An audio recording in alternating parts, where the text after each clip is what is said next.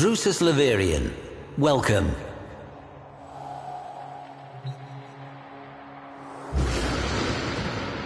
Impressive, isn't she? The relentless hunting shadow of the Knight of Naga Drums. The last thing many an Orokin lord ever saw. Voruna, she-wolf incarnadine. The heart of the pack, hunter of godprey. We remember her as a primal horror, the pitiless devourer, stalking burning cities of white and gold, slavering for godflesh. This was not always so.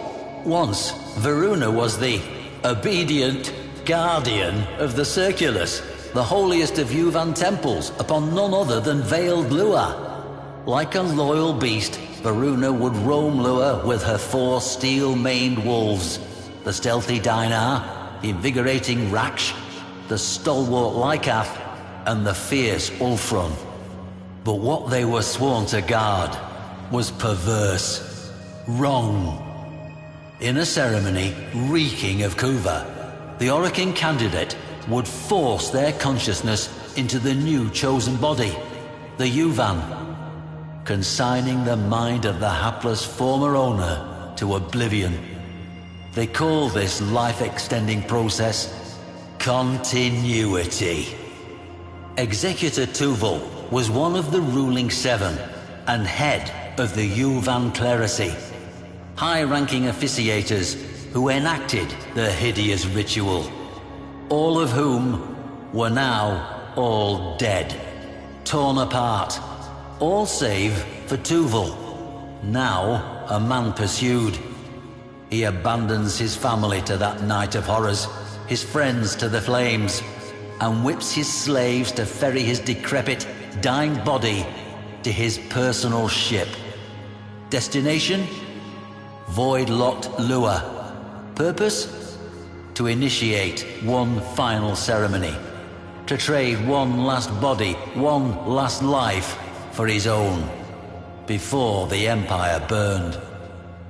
To slip the noose and escape the relentless hunting shadow that had, one by one, in just one night, found and eviscerated every last one of his clerisy peers. The shadow that had once protected them. I never liked Tuval. What followed made me loathe him even more.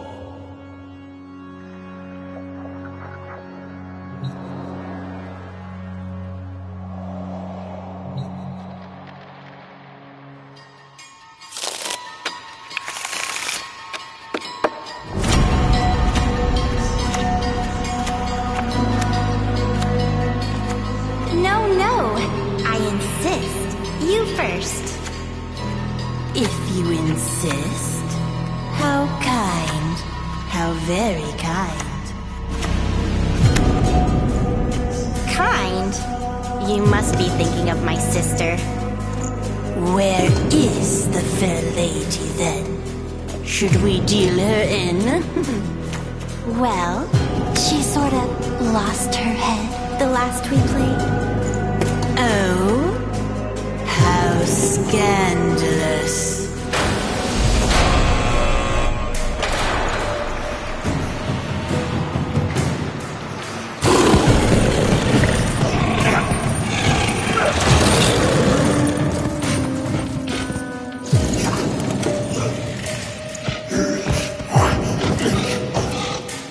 My queen! The track grow restless. Where are we to hunt? To Lua.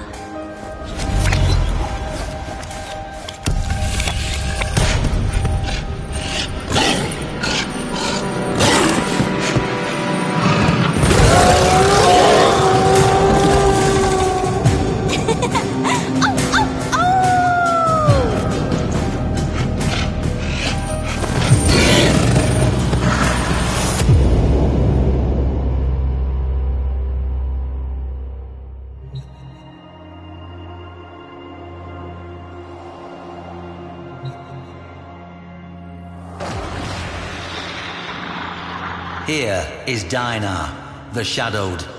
He gave Voruna the gift of stealth, that she might only take by surprise, but never be taken.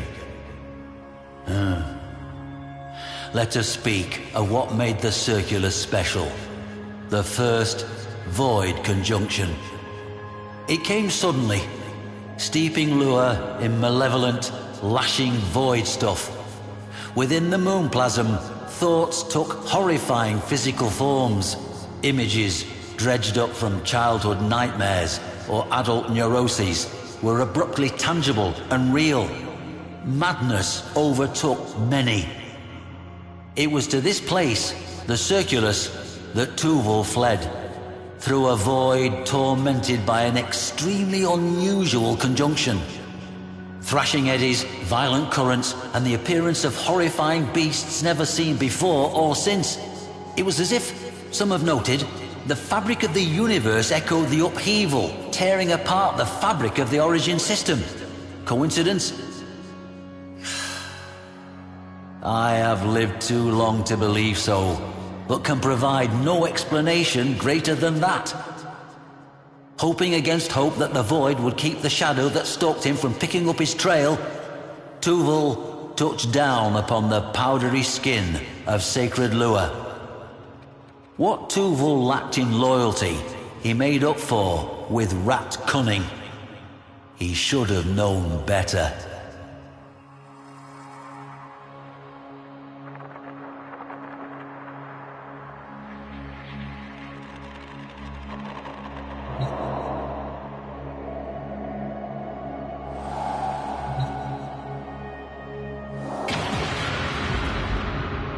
It is unclear precisely why Lua is a site of very special void conjunctions, but enacting continuity within the Circulus and Uvarium thereupon guaranteed a safe and strong transition, so long as certain rituals were correctly observed, a privilege reserved only for the Seven themselves.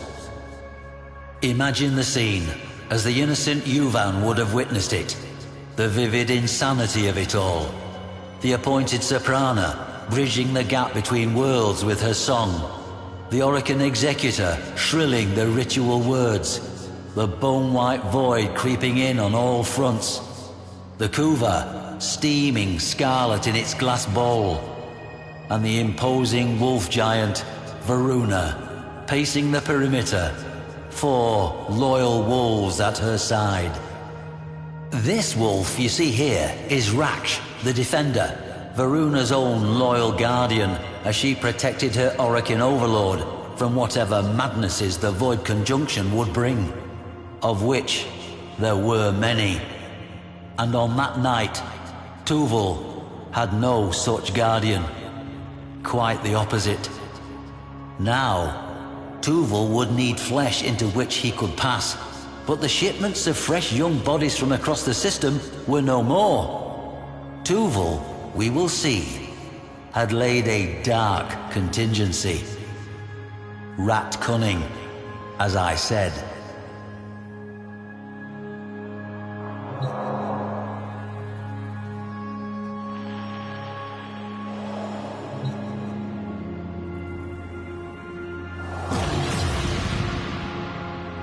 The third of Varuna's wolves, Lycath, the stalwart brother, the provider, and soul of the pack. We know that Voruna and her wolves had served rite after rite. She had watched the mists and savagely destroyed anything that menaced the ceremony, flanked by Lycath's fury. The Yuvan ceremony, continuity as they called it, was an obscenity.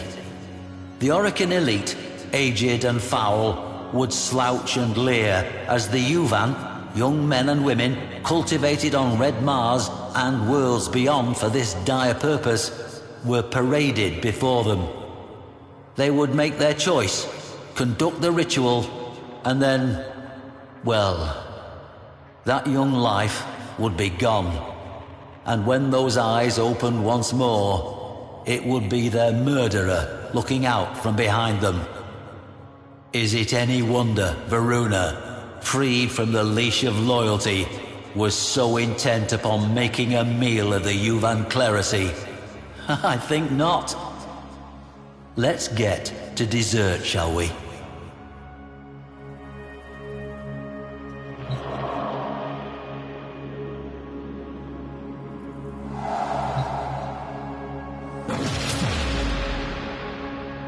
Behold, Ulfrun the Fierce, the most formidable of Voruna's sept. Executor Tuval scrambled to set up the ritual room. This time, the ceremony was different. Instead of a soprano, there was a mere mandochord playing automated notes. And, instead of the prepared Yuvan, there was a most unusual cryopod containing a young child sleeping peacefully. The aforementioned contingency. In Tuval's hands, so it is said, were an artifact and a codex belonging to none other than Albrecht Entrati himself, father of void travel, and a man who had sacrificed his sanity to it. Tuval opened the book to pages strange and profane. We know this, having retrieved it from the site much later. It is my belief that Tuval intended to protect himself from the horrors the void would unleash, using what amounted to a madman's grimoire. A desperate act indeed. I like to imagine that as he parted his withered lips to begin the ceremony, to call down the void, that was the moment he heard Ulfrun's ravening howl.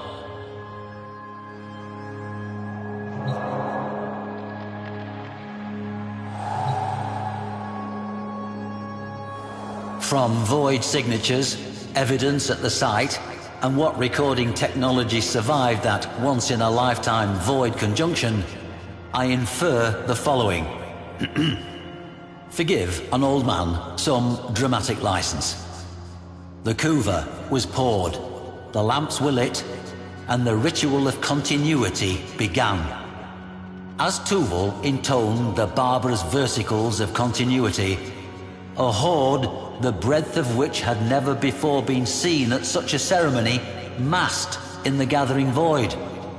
Things with 2 heads or none, lopsided, broken-horned, perhaps drawing their being from Tuval himself, as if expressions of his vice. At this moment, I believe Voruna and her pack attacked, hoping to end the ceremony before it began. No such luck.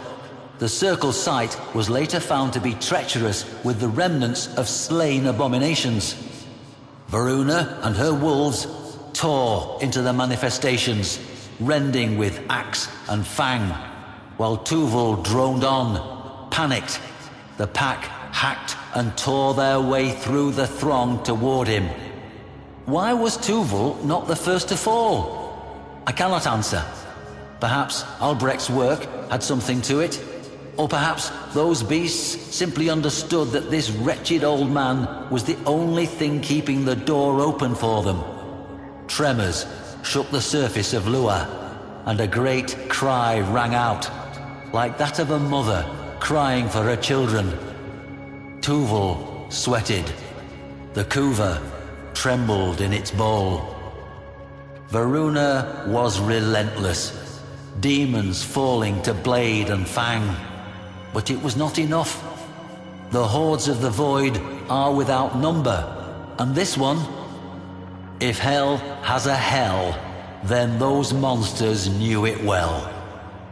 Gentle-eyed Raksh was the first to fall to scything blades.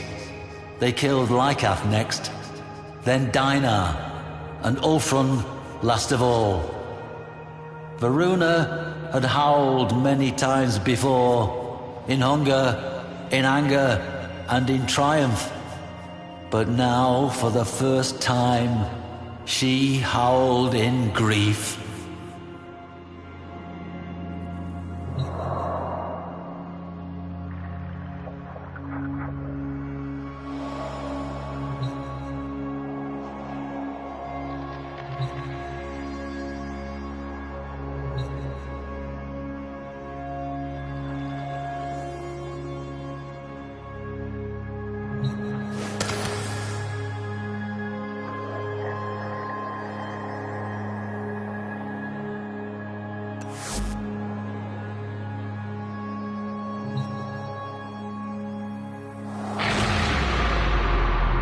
Voruna trod and swung without relent toward the circle, carrying by their silver scruffs the severed heads of her fallen, beloved wolves, severed from their dead bodies by her own hand. With one last ululating cry, Tuval's ritual reached its peak. Within the crypod, the child's eyelids fluttered, and Voruna staggered. In what scratchy stills survived in void-corrupted data masses, what I saw between child and Warframe was recognition. Tuval took some meager scrap of courage from this delay and reached for the bowl of Kuva, now boiling and steaming with weird energies. Voruna struck him aside and seized the energized Kuva, not for herself, but for her wolves. Holding it high, she doused herself and her slain packmates with it. Embraced by the seething crimson glow, connective tissue propagated, sinew reached for bone, and within that marriage of occultism and science, she and her beloved wolves became one. Her brethren lived again in her. Voruna was now and evermore the heart of the pack.